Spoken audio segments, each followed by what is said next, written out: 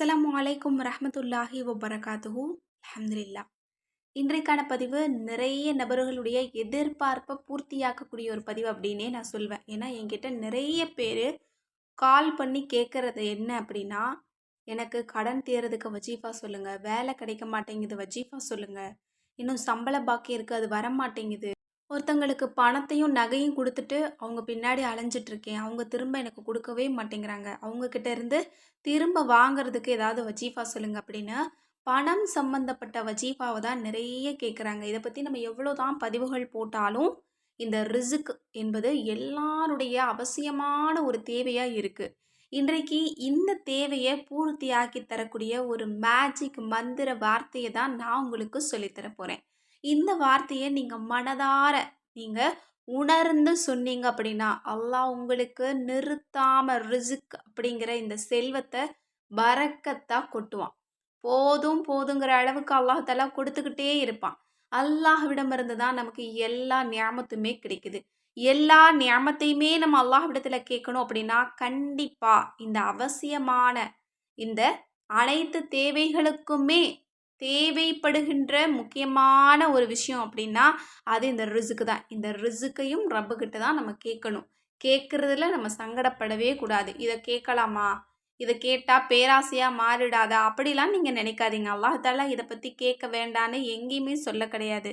அதனால் இதை நம்ம தாராளமாக கேட்கலாம். எனக்கு ரிசுக்க கொடு, எனக்கு பெரிய ஒரு அந்தஸ்தான ஒரு வாழ்க்கையை கொடு, செல்வத்தில் என்னை வாழவை, என்னுடைய பிள்ளைகளை வாழவை அப்படின்னு கேட்கறதுல எந்த தவறுமே கிடையாது. ஏன்னா சில நபிமார்கள் கூட செல்வத்தை கேட்டிருக்காங்க. அதில் மிக முக்கியமாக சொல்லணும் அப்படின்னா சுலைமான் அலைஹிஸ்ஸலாம் அவங்க எப்படி கேட்டாங்க? பெரிய ஒரு விஷயமா தான் கேட்டாங்க. பேராசையாக தான் கேட்டாங்க. யாருக்குமே கொடுக்காத அரசாங்கத்தை எனக்கு கொடு யா அல்லாஹ்ன்னு கேட்டாங்க. ஆனால் அல்லாஹ் கொடுத்தான் இல்லையா? அதே மாதிரி தான் நமக்கும் வேண்டிய செல்வத்தை அல்லாஹ்விடத்துல கேட்டால் கண்டிப்பாக அல்லாஹ் தருவான். இதில் சங்கடப்பட வேண்டிய அவசியம் கிடையாது. இந்த பணத்தை பற்றி பேசினா நிறைய பேருக்கு அது யூஸாக இருக்குது. நிறைய பேர் நெகட்டிவ் கமெண்ட்ஸ் தான் கொடுப்பாங்க. என்னென்னா எப்போ பார்த்தாலும் நீங்கள் பணத்தை பற்றியே பேசுகிறீங்க அப்படின்னு. எல்லாருக்குமே பணம் ரொம்ப தேவையாக இருக்குது. பணம் இல்லாத கஷ்டம் என்ன அப்படின்னு அந்த இல்லாதவங்க கிட்ட போய் கேட்டால் தான் தெரியும். பணத்தட்டுப்பாடில் இருக்கிறவங்க கிட்ட கேட்டால் தான் தெரியும் அதனுடைய பெரிய தாக்கம் என்ன அப்படின்னு. எனவே இன்ஷா அல்லாஹ் கண்டிப்பாக ரிசுக்கை பற்றி நம்ம அல்லாஹ்விடத்தில் அதிகம் கேட்கலாம். பேராசையாக கூட நம்ம கேட்கலாம். ஹலாலாக தானே நம்ம கேட்குறோம். ஹலாலாக எனக்கு ஒரு வேலையை கொடு, எனக்கு நல்ல சம்பளத்தில் ஒரு வேலையை கொடு, இன்னும் வருமானம் நல்ல பரக்கத்தாக இருக்கணும், ரிசுக்கு வரக்கூடிய எல்லா வழிகளையுமே நீ பரக்கத்தாக ஆக்கி வை யா அல்லாஹ் அப்படின்னு கேட்குறதுல தவறுகள் எதுவுமே கிடையாது. இன்னும் கடன் பிரச்சனை இருக்குது, அது ஒரு பெரிய பிரச்சனை தான். அந்த பிரச்சனை நீங்கிறதுக்கு அல்லாஹ்விடத்தில் கேட்குறோம், அவ்வளோதான். இந்த மாதிரி பணம் தொடர்பான எந்த விஷயத்துக்கும் நீங்கள் சங்கடப்படாமல் ரப்புக்கிட்ட கேளுங்க. அல்லாஹ் தஆலா தர்றேன் அப்படின்னு உறுதியாக தான் சொல்கிறான். கண்டிப்பாக கேட்குறதுல நம்ம சோர்ந்து போகாமல் சோம்பேறித்தனம் பண்ணாமல் கேட்டால் கண்டிப்பாக அல்லாஹ் தருவான். இன்னைக்கு நான் உங்களுக்கு ஒரு ஆயத்தை தான் சொல்லித்தர போகிறேன். இந்த ஆயத்தை பற்றியும் நிறைய வீடியோக்கள் நான் சொல்லியிருக்கேன். ஆயத்தே ரிஸ்க் அப்படின்னு நிறைய வசனங்கள் குரானில் இருக்குது. அதிலிருந்து ஒரு வசனத்தை தான் நான் இன்னைக்கு உங்களுக்கு சொல்லித்தர போகிறேன். இதை மட்டும் நீங்கள் மனதார இதனுடைய அர்த்தத்தை உணர்ந்து அல்லாஹ்வின் மீது நம்பிக்கை வச்சு நீங்கள் சொல்லுங்க. கண்டிப்பாக அல்லாஹ் உங்களுக்கு தேவைப்படக்கூடிய அந்த பணத்தை தருவான். நீங்கள் ஒரு அவசர காரியத்தில் இருக்கீங்க, அது ஒரு மருத்துவ ஒரு விஷயமா கூட இருக்கலாம், அல்லது வேறு ஏதாவது ஒரு வெளியில் போகிறீங்க ஒரு பயண செலவுக்கு, இந்த மாதிரி மிக முக்கியமான தேவைகள் எதுவாக இருந்தாலும் ஒரு இடத்துல உட்காருங்க. அல்ஹம்துலில்லாஹ் நல்ல முறையில் ஒழு செஞ்சுட்டு கிப்லாவை முன்னோக்கி உட்காந்துக்கோங்க. இந்த ஆயத்தை 100 தடவை தஸ்பீஹ் செய்யுங்க.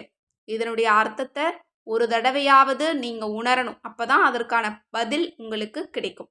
இதை ஓதி முடிச்சுட்டு அல்லாஹ்விடத்தில் கையேந்தி கேளுங்க.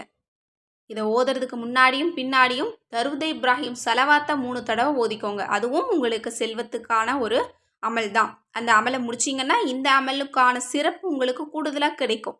அதற்கு பிறகு இந்த ஒரு வசனத்தை 100 தடவை தஸ்பீஹ் செஞ்சுட்டு அல்லாஹ்விடத்தில் நீங்கள் கேளுங்க. எவ்வளோ பணம் வேணுமோ கேளுங்க, அல்லது எந்த பிரச்சனையில் நீங்கள் மாட்டிகிட்டு இருக்கீங்க, அல்லது எந்த பிரச்சனைக்கு உங்களுக்கு பணம் வேணுங்கிறத கேளுங்க. அல்லாஹ் கருணையாளன், இன்னும் தாராளமாக கொடுக்கக்கூடியவன், ரிசுக்க வாரி வழங்கக்கூடியவன், அதிக அளவில் உங்களுக்கு தருவான். போதும் போதுங்கிற அளவுக்கு தருவான். இப்போ அந்த வசனம் என்ன அப்படிங்கிறத நான் உங்களுக்கு சொல்கிறேன். சூரா அன்கபூத்தில் இருக்கக்கூடிய அல்லாஹு எபுசுத்து ரிஸ்க லிமை யஷாவு மின் இபாதிஹி வையக்திரு லஹு இன்னல்லாஹ பிகுல்லி ஷைன் அலீம். இதனுடைய பொருள் என்ன அப்படின்னா, அல்லாஹ் தன் அடியார்களில் தான் நாடியவர்களுக்கு வாழ்வாதாரத்தை ரிசுக்கை அதிகப்படுத்துகிறான், தான் நாடியவர்களுக்கு அதை கட்டுப்படுத்துகிறான். நிச்சயமாக அல்லாஹ் எல்லா பொருட்களையும் நன்கு அறிந்தவனாக இருக்கின்றான். சுப்ஹானல்லாஹ், எப்படிப்பட்ட ஒரு வசனம் பாருங்க. இந்த வசனத்தினுடைய அர்த்தத்தை உணர்ந்தாதான் தெரியும் அல்லாஹ்வினுடைய தன்மை எப்படின்னு. இந்த ஒரு வசனத்துல நமக்கு என்ன தெரியுது அப்படின்னா, அல்லாஹ் தான் நாடுறவங்களுக்கு ரிசுக்கை கொடுக்குறான், தான் நாடுறவங்களுக்கு அதை கட்டுப்படுத்தவும் செய்கிறான். அப்போ எல்லாமே அல்லாஹ் நல்லா அறியக்கூடியவனாக தான் இருக்கிறான். அப்போ கொடுக்கக்கூடியவனும் அவன்தான், கட்டுப்படுத்தக்கூடியவனும் அவன்தான். அப்போ அவங்ககிட்ட தான் நம்ம மன்றாடணும். நம்ம கேட்காம விட்டோம் அப்படின்னா நமக்கு தான் நஷ்டம். கேட்டால் நமக்கு அதிகம் கிடைக்கும். அதனால் கண்டிப்பாக அல்லாஹ் இடத்துல இந்த வசனத்தை 100 முறை ஓதிட்டு துவா செய்யுங்க. இன்ஷா அல்லாஹ் அல்லாஹால எல்லா மக்களுடைய ரிசுக்குடைய தேவையும் அல்லாஹ் கபூலாக்கட்டும். எல்லாருடைய ரிசுக்குடைய கஷ்டத்தையும் அல்லாஹ் லேசாக்கட்டும். ஆமீன். நீங்களும் ஆமீன் யா அல்லாஹ்னு போட்டுருங்க. எந்த அமல் செஞ்சாலும் அந்த அமலில் கண்டிப்பாக எல்லா மக்களையும் சேர்த்துக்கோங்க. நீங்கள் ஒரு ரிசுக்குடைய தேவைக்காக அல்லாஹ்விடத்தில் கையேந்துறீங்கன்னா, ரிசுக்குடைய தேவையில் எவ்வளவோ நபர்கள் இருப்பாங்க இந்த உலகத்தில், இல்லையா?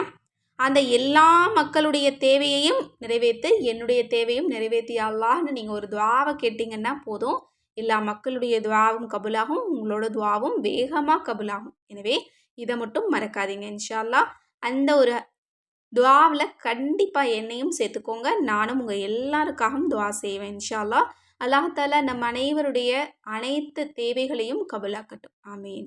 மேலும் இதுபோல் சிறந்த வஜீஃபாக்கள் வேணும், அதாவது செல்வம் தொடர்பான வேலை விஷயமா இருக்கலாம், அல்லது கடன் பிரச்சனையாக இருக்கலாம், அல்லது வியாபார விஷயமா இருக்கலாம், அல்லது கொடுத்த பணம் திரும்ப வரணும். இந்த மாதிரி எந்த வஜீஃபாவாக இருந்தாலும் சரி, நம்மளோட அற்புத வஜீஃபா கிதாபில் உங்களுக்கு தமிழ்லையே அழகாக வந்துடும். நீங்கள் அந்த வஜீஃபாவை எடுத்து அதன்படி அமல் செஞ்சீங்க அப்படின்னாலே போதுமானது. இன்ஷா அல்லாஹ் இந்த ஒரு கிதாப் உங்களுக்கு வேணும்னு நினச்சிங்கன்னா ஸ்க்ரீனில் தெரிகிற நம்பருக்கு இப்போவே வாட்ஸ்அப் மூலம் புக் பண்ணிக்கோங்க. அதாவது வாட்ஸ்அப்பில் மெசேஜ் போடுங்க அல்லது வாய்ஸ் மெசேஜ் போடுங்க. இன்ஷா அல்லாஹ் அதிகமாக யாரும் கால் பண்ண வேண்டாம். மேலும் நம்மக்கிட்ட தமிழ் குரான் கிடைக்கும், அரபி குரான், தர்ஜுமா குரான் கிடைக்கும். மேலும் கேட்பது கிடைக்கும் வஜீஃபா தௌபா கிதாபும் கிடைக்கும்.